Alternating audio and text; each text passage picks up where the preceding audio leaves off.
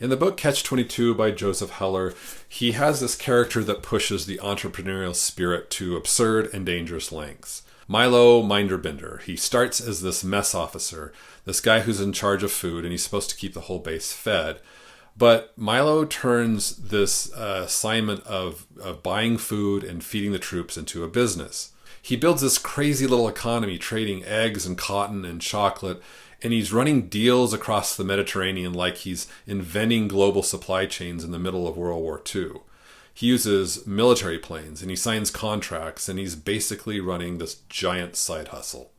And every time someone questions what he's doing or throws shade on his ethics, Milo has this magic sentence. He says, everybody has a share.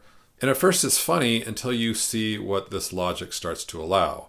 Once profit is the only goal, and that is what happens to Milo, he only sees profit, anything can be justified as good business. Milo starts making deals that put the other soldiers at risk. And the book pushes it to an insane extreme because he literally arranges a deal where his own squadron and base gets attacked and bombs start falling on his own side because he can make money on the contract. And that's the moment you realize, oh, this isn't just a scrappy entrepreneur. This is a system he's created where the incentive has lost all moral framework and people could die.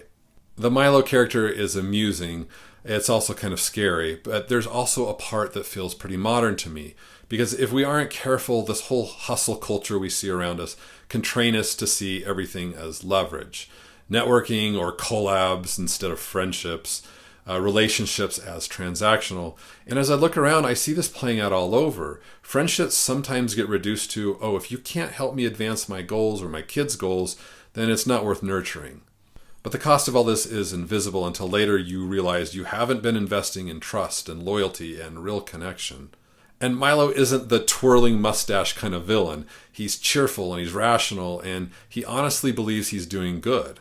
And I think Heller's warning from this part of the book is pretty simple. The moment you let profit or any other thing you're hyper-focused on become your only compass, people quietly become means to an end.